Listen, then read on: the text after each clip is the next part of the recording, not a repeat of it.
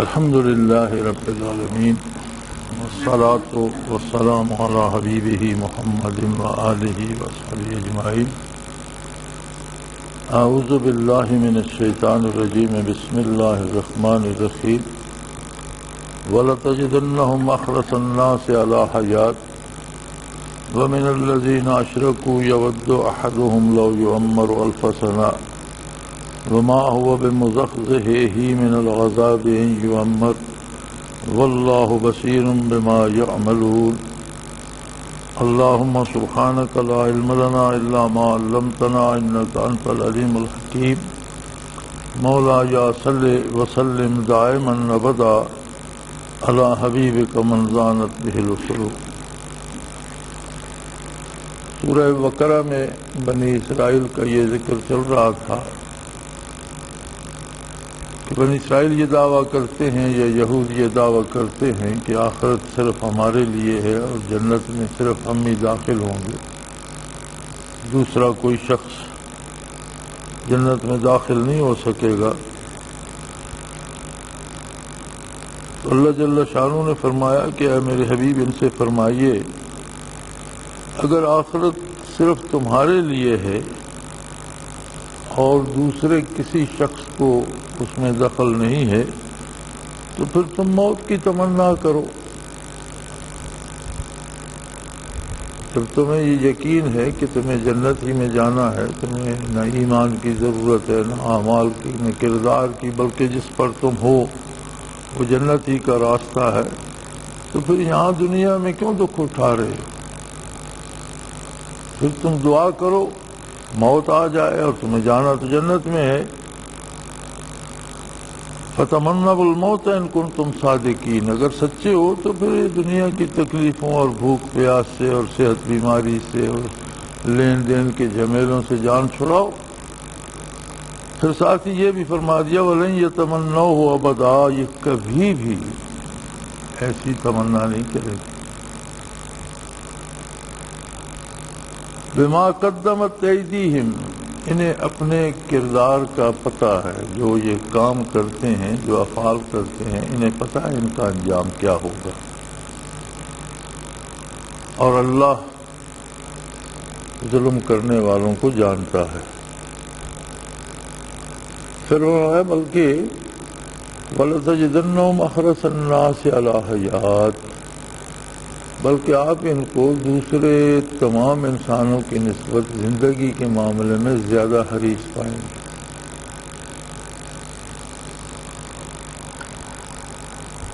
انسان کی زندگی در حقیقت آخرت کی تیاری ہے۔ دنیا ایک کمرے امتحان ہے، آزمائش گاہ ہے۔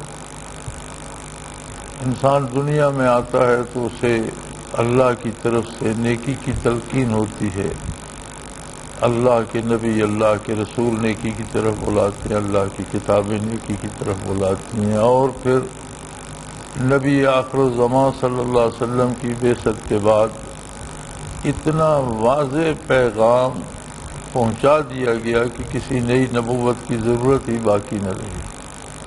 اب جب تک دنیا قائم ہے تب تک نبوت آقا نامدار حضرت محمد الرسول اللہ کی ہے، اور تب تک اللہ کی کتاب محفوظ ہے، ہدایت کے راستے واضح ہیں، کھلے ہیں، اور جسے اللہ توفیق دے وہ ہدایت اختیار کر سکتا ہے۔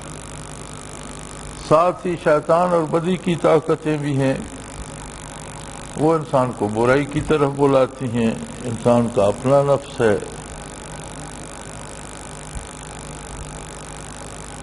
تو برائی میں اسے عارضی اور فوری لذت نظر آتی ہے، اس کا اسیر ہو جاتا ہے۔ حقیقت یہ ہے کہ جو لذت نیکی میں ہے وہ برائی میں ہے نہیں،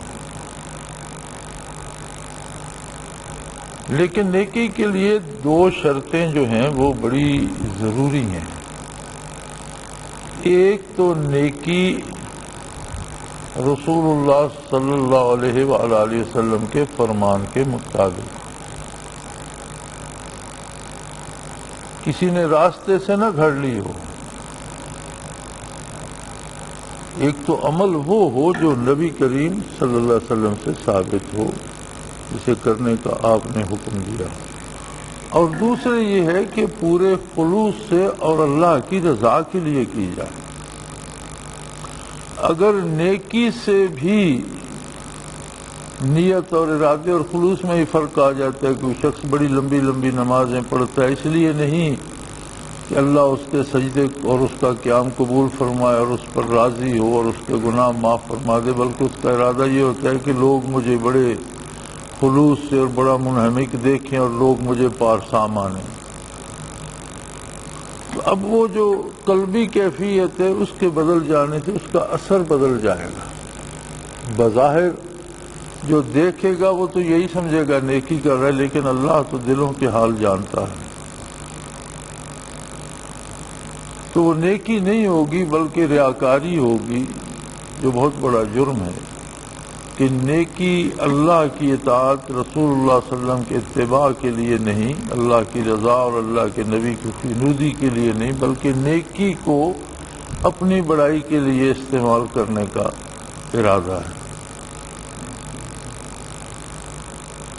تو اگر اللہ توفیق دے، ایمان اور عقیدہ بھی وہ ہو جو نبی کریم صلی اللہ علیہ وسلم نے بتایا، اور عمل بھی خلوص دل سے حضور کی غلامی کا اتباع کا کرے، تو اس کے لیے نہ موت کا ڈر رہتا ہے نہ آخرت کا ڈر، بلکہ آخرت کا شوق پیدا ہو جاتا ہے.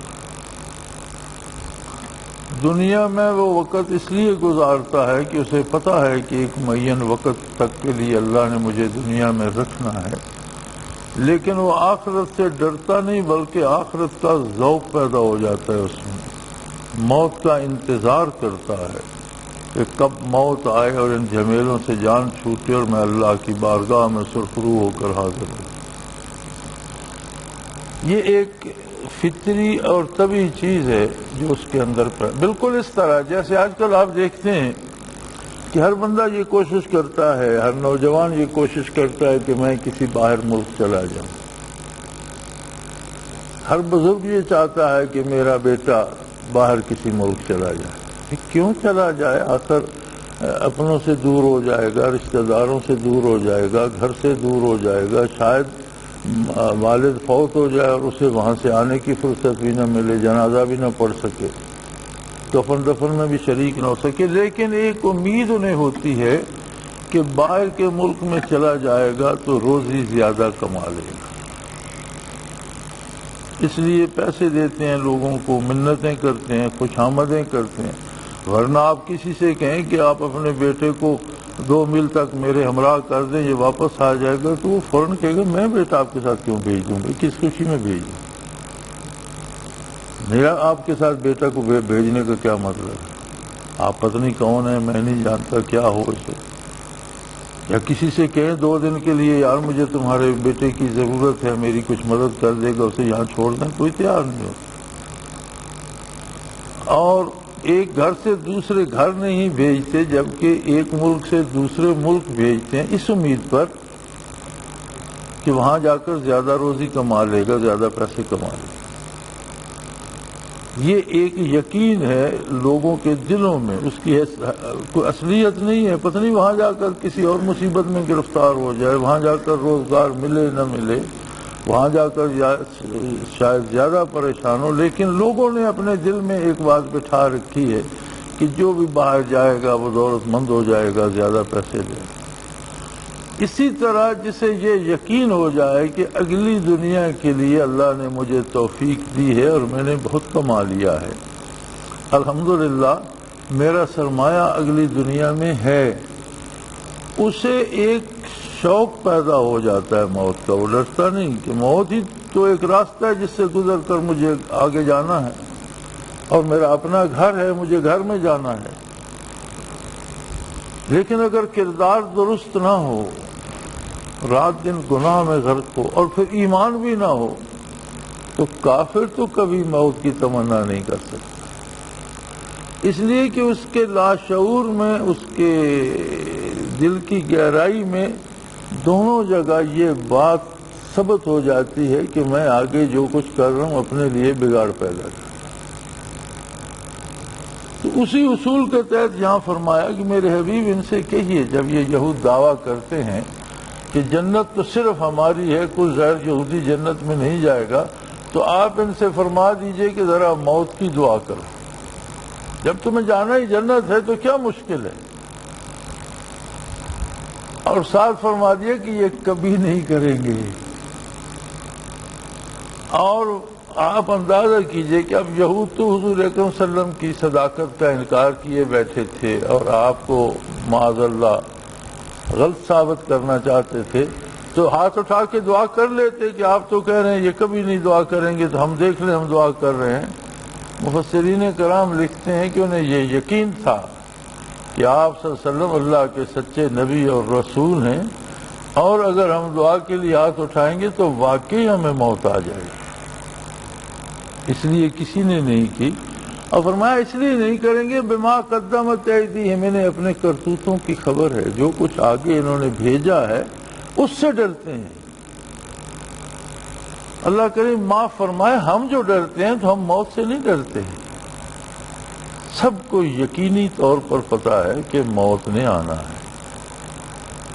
ہم ڈرتے ہیں اپنی خطاؤں سے، اپنے گناہوں سے، عدم تیاری سے. اب کسی کے پاس ایک دن کا خرچ بھی نہیں، آپ اسے اٹھا کر کسی دوسرے ملک کا کہتے ہیں جا کر چھوڑیں، تو وہ ڈرے گا تو صحیح. نہ اس کی وہاں واقفیت ہے، نہ اس کے پاس سرمایہ ہے، نہ اس کا وہاں کوئی ٹھکانہ ہے. تو آخرت کو جب ہم نے اس طرح چھوڑ رکھا ہے تو ہمیں ڈر تو لگے گا. لیکن اللہ کے وہ بندے جو رات دن دنیا کا کام بھی آخرت کے لیے کرتے ہیں. نبی علیہ السلام کا ارشاد ہے کہ مومن کی دنیا بھی دین ہے، عبادت ہے. ایک بار فرمایا کہ مومن رزق کے حلال کماتا ہے، عبادت ہے. وہ رزق اپنے بچوں کو کھلاتا ہے تو عبادت ہے، صدقہ شمار ہوتا ہے. عرض کیے گئے یا رسول اللہ صلی اللہ علیہ وسلم، بچوں کا نان نفقت اس پر واجب ہے، اس کے ذمے ہے، تو بچوں کو کھلائے گا تو یہ کون سا صدقہ یا کون سا ثواب کا کام ہوا؟ تو آپ صلی اللہ علیہ وسلم نے فرمایا کہ جو کام اللہ کی طرف سے کسی کے ذمے اسے پورا کرنا ہی تو ثواب ہے. جو ذمہ داری اللہ کریم کسی کو دیتا ہے اسے اس غرض سے پورا کرنا کہ اللہ نے اور اللہ کے حبیب صلی اللہ علیہ وسلم نے یہ میری ذمہ داری لگے میں پورا کروں، تو یہی تو عبادت ہے. تو مومن کی دنیا بھی دین بن جاتی ہے جب وہ دنیا کا ہر کام اللہ کی رضا اور اللہ کے حبیب صلی اللہ علیہ وسلم کی غلامی میں اطاعت میں کرتا ہے. بحیثیت انسان اس سے غلطی بھی ہو جاتی ہے، اس کے لیے اللہ کی رحمت کافی ہے، وہ معاف فرما دیتا ہے. بلکہ اگر کوئی غلطیاں کر کے توبہ کرے، وہ فرماتا ہے یبدل اللہ سیئاتہم حسنات، میں ان کے گناہوں کو نیکیوں میں بدل دیتا ہوں.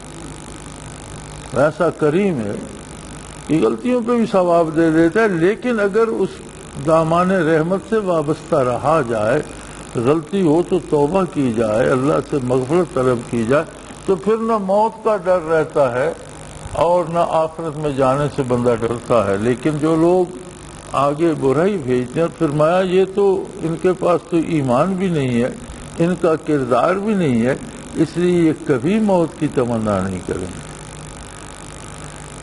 اور یہ مت بھولیں کہ دنیا میں زیادہ عرصہ رہیں گے تو شاید اعمال کچھ مٹ جائیں گے یا اللہ کو کوئی بات بھول جائے گی، ایسی بات نہیں ہے. واللہ علیم بالظالمین، اللہ کریم ظالموں کی ہر ادا سے واقف، اسے ان کے کردار کا بھی پتہ ہے، ان کے ارادوں کا بھی پتہ ہے، اور ان کی آخرت بھی اس سے پوشیدہ نہیں ہے. پھر فرمایا بلکہ یہ تو وَلَتَجِدَنَّهُمْ أَحْرَصَ النَّاسِ عَلَىٰ حَيَاتٍ، ان کو تو آپ دوسرے لوگوں کی نسبت سب سے زیادہ دنیاوی زندگی پہ حریص پائیں گے. یہ تو چاہیں گے کہ کبھی موت آئے ہی نہیں. اور بے وقوف ایسے ہیں کہ یہ بات نہیں سمجھتے وَمَا هُوَ بِمُزَحْزِحِهِ مِنَ الْعَذَابِ أَن يُعَمَّرَ، اگر انہیں لمبی زندگی مل بھی گئی تو اللہ کے عذاب سے چھڑا تو نہیں سکے. ایک کافر غیر مومن اور بدکار، کافر بھی ہے بدکار بھی ہے، تو جتنا لمبا جیے گا اتنا لمبا برائی کرتا چلا جائے گا اور اتنی لمبی سزائیں بڑھتی چلی جائیں گی کہ جائے کہ زیادہ عرصہ جینے سے انہیں کوئی فائدہ ہو۔ زیادہ عرصہ رہنے سے انہیں فائدہ نہیں ہوگا، زیادہ عرصہ رہنے سے بھی فائدہ اسی کو ہوگا جسے ایمان اور توفیق عمل نصیب۔ مدینہ منورہ میں دو لوگ ایسے تھے جو ایمان لائے حضور اکرم صلی اللہ علیہ وسلم کے پاس، اب اکٹھے رہتے تھے، اپنے قبیلے اپنے خاندان سے الگ ہو کر آئے۔ ان میں سے ایک بیمار ہوا اور فوت ہو گیا۔ کچھ عرصہ گزرا تو دوسرا بھی دنیا سے رخصت ہوا۔ صحابہ کرام رضوان اللہ علیہم اجمعین نے عرض کی، یا رسول اللہ صلی اللہ علیہ وسلم، دونوں مومن تھے، دونوں آپ کے غلام تھے، اطاعت گزار تھے، دونوں کا ایمان اور عمل درست تھا، لیکن ان میں سے فضیلت کس کو ہے؟ جو پہلے فوت ہو گیا اس کا درجہ زیادہ ہے یا جو کچھ عرصہ بعد میں زندہ رہ کر فوت ہوا اس کا؟ تو آپ صلی اللہ علیہ وسلم نے فرمایا کہ جو بعد میں فوت ہوا ظاہر ہے کہ جتنا عرصہ وہ زندہ رہا مزید نمازیں ادا کرتا رہا، طاعت الہی کرتا رہا، ہوگا جس کے اعمال زیادہ ہیں۔ وہ تو جب فوت ہو گیا تو وہاں اس کا عمل ختم ہو گیا، لیکن جو بعد میں زندہ رہا اسے توفیق عمل نصیب رہی اور اس نے عبادت بھی کی، عمل بھی کیا، تو وہ تو ظاہر ہے اس کا درجہ زیادہ ہوگا۔ تو لمبی عمر بھی اس کے لیے مفید ہے جس کا ایمان بھی درست ہو اور توفیق عمل بھی ہو، تو اس کے لیے تو زندگی کا ایک ایک لمحہ قیمتی ہے کہ ہر لمحے میں اللہ کو یاد کرتا ہے، ہر لمحے میں درود شریف پڑھتا ہے، کسی لمحے کتاب اللہ کی تلاوت کرتا ہے، کسی لمحے سجدے میں ہے، کسی لمحے رکوع میں ہے، کسی لمحے رزق حلال کی تلاش میں محنت اور مزدوری کر، تو یہ ساری عبادت ہے۔ کسی لمحے بچوں کی پرورش کی فکر میں ہے، کسی لمحے بچوں کی حفاظت کی فکر میں ہے، کسی لمحے نوع انسانی کی بھلائی کی فکر میں ہے، دوسروں کے کام آنے کی فکر میں ہے۔ تو اگر یہ نعمت نصیب ہے تو پھر تو ایک ایک لمحہ زندگی کا قیمتی ہے اور اس کے لیے ترقی درجات کا سبب ہے۔ لیکن جسے ایمان بھی نصیب نہیں اور کردار بھی برا ہے، فرمایا یہ ہزاروں سال بھی جئیں گے تو ان کے لیے ہزاروں سالوں کی مصیبتیں بڑھتی ہی چلی جائیں گی، عذاب میں کمی نہیں ہوگی۔ اور پھر اللہ خود دیکھ رہا ہے، واللہ بصیر بما یعملون، جو کچھ یہ کرتے ہیں اسے اللہ کریم دیکھ رہا ہے۔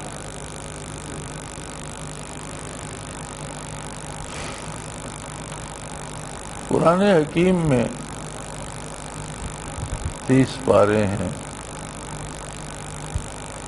6,500 سے زیادہ آیات مبارکہ ہیں، لیکن قرآن کی ہر آیت پوری پوری ہدایت ہے۔ اگر صرف وہ ایک آیت نازل ہو جاتی اور کچھ بھی نہ ہوتا تو انسانی ہدایت کے لیے کافی۔ ہر آیت کا یہ مقام ہے کہ پوری زندگی کا نصاب اس میں موجود۔ اب اسی ایک آیت کو دیکھ لیجئے، واللہ بصیر بما یعملون، جو کچھ بھی لوگ کرتے ہیں اللہ کریم خود اسے دیکھ۔ اب اس ایک آیت پہ ایمان ہو، یقین ہو، تو کوئی بندہ جھوٹ بولے گا، چوری کرے گا، قتل کرے گا، برائی کرے گا، گناہ کا ہر کام ہم چھپ کر کرتے ہیں، ہر کوئی گناہ کا ہر کام چھپ کے کرتا ہے، لیکن جب یہ ایمان ہو کہ میرا اللہ میرے پاس ہے اور وہ دیکھ رہا ہے، بندوں سے تو چھپے گا، اللہ سے کیسے چھپے گا؟ کوئی مال میں آمیزش کرتا ہے، اصل کے ساتھ نقل ملا کے بیچتا ہے، لوگوں کو دھوکہ دے کے بیچتا ہے، لوگوں سے چھپ کے کوئی بھی سڑک پر بیٹھ کر اس میں آمیزش نہیں کر رہا ہوتا کہ اچھا برا مال ملا کر بیچوں، چھپ کے کرتا ہے۔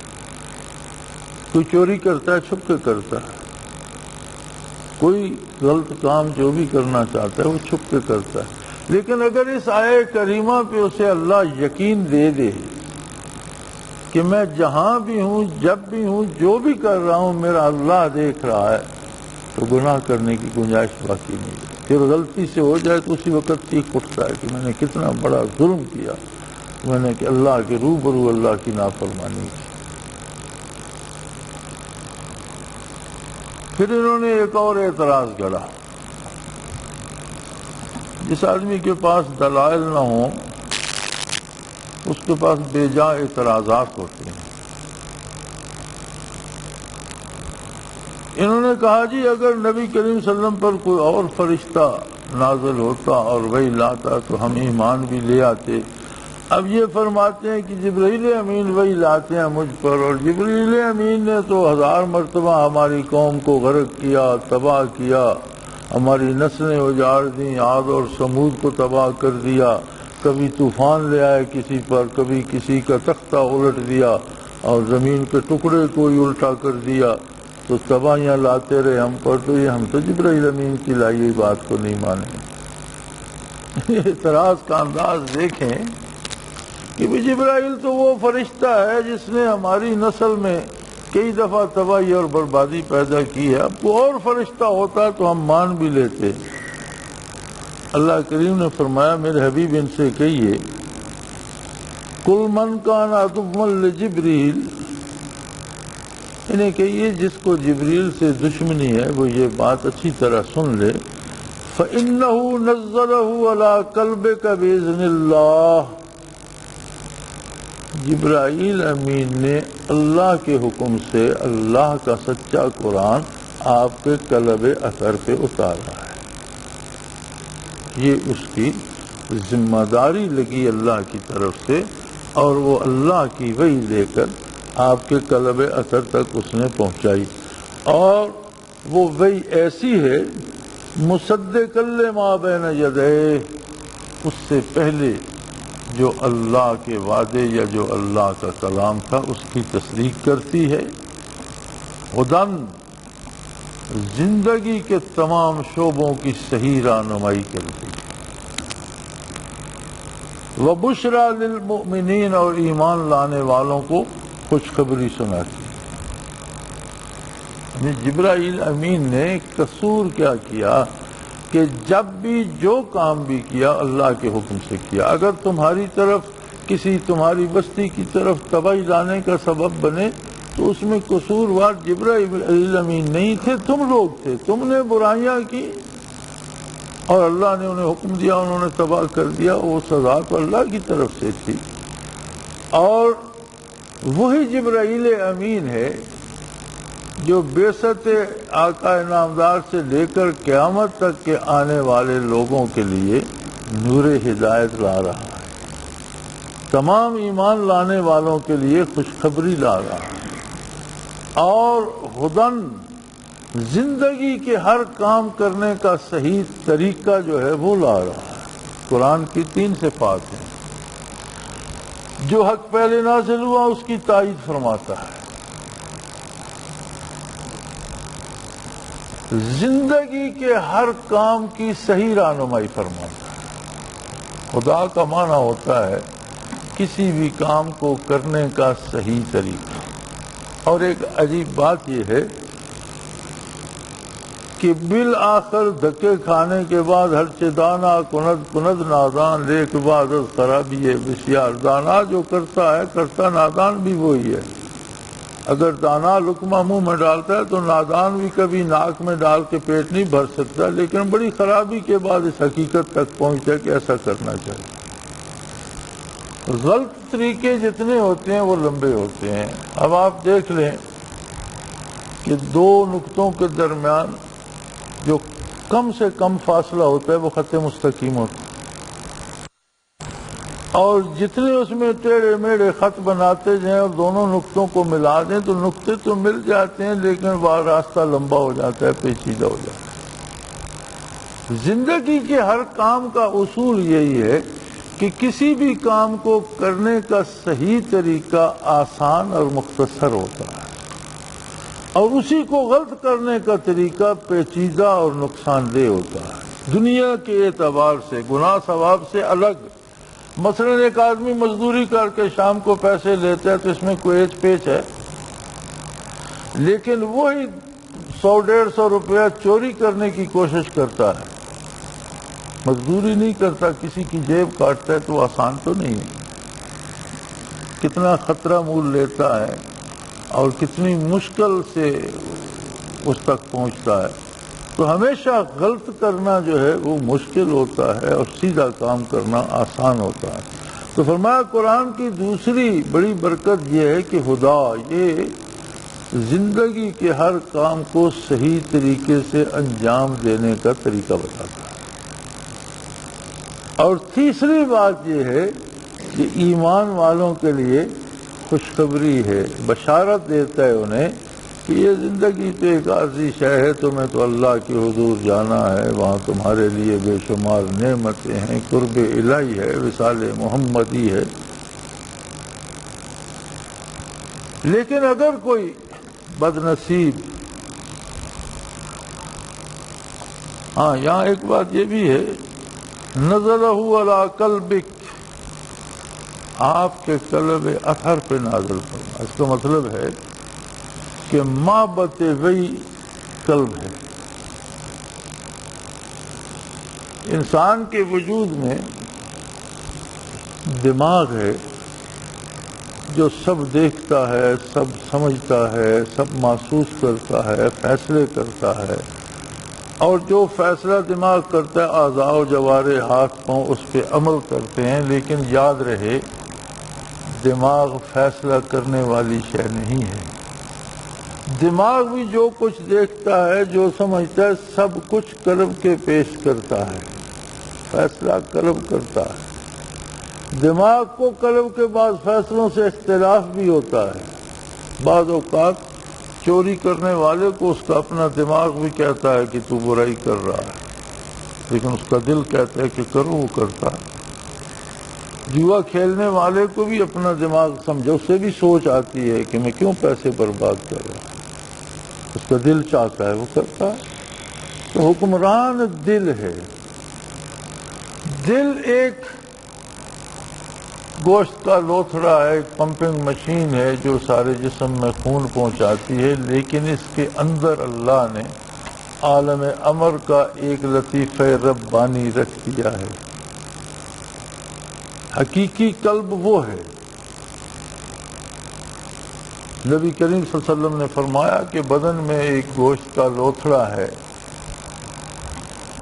اگر وہ ٹھیک ہو جائے تو سارا بدن اذا صلح صلح الجسد کلہ، اگر وہ ٹھیک ہو جائے تو سارا بدن ٹھیک ہو جاتا ہے۔ اذا فسد، اور اگر اس میں فساد پیدا ہو جائے، فسدت الجسد کلہ، تو سارے وجود میں فساد پیدا ہو جاتا ہے۔ فرمایا الا وہی القلب، خوب غور سے سن لو، یہ قلب ہے۔ تو دماغ عالی جو تھا نبی کریم صلی اللہ علیہ وسلم کا، وہ بھی مخلوق میں یکتا تھا، کسی دوسری مخلوق کو اس پائے کا دماغ نصیب نہیں ہوا۔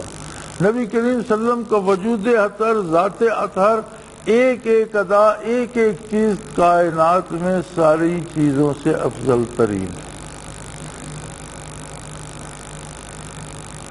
آپ کی نظر، آپ کا نطق، آپ کی شکل مبارک، آپ کا قد عالی، آپ کی زبان، آپ کی بات، آپ کا لباس، ہر ادا میں آپ بے مثل ہیں اللہ کے بعد۔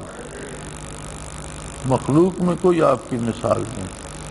اسی طرح دماغ عالی بھی بے مثال تھا، لیکن دماغ مادی ہے، مادے سے بنا ہے، اور اس کا کام بدن کے اہتمام و انصرام کرنا ہے، مادے کے اہتمام کرنا ہے۔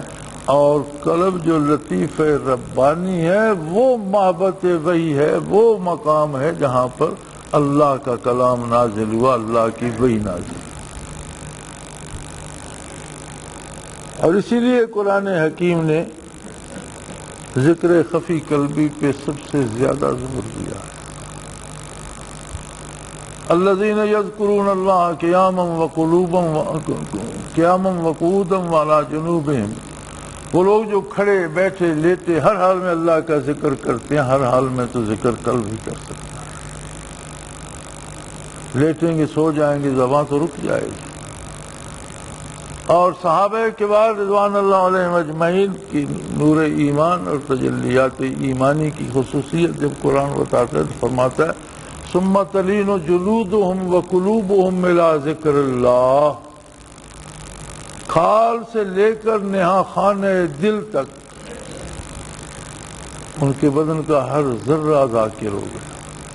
جب قلب ذاکر ہوتا ہے تو وجود کے گوشے گوشے کونے کونے میں اللہ کا نور پہنچا دیتا ہے۔ سارا خون واپس دل میں آتا ہے، دل میں آ کر صاف ہو کر دوبارہ سارے بدن میں جاتا ہے، جلد تک، انگلیوں کے پوروں تک، سر سے پاؤں تک، سارے بدن میں تازہ ہو کر جاتا ہے، پھر واپس دل میں آتا ہے۔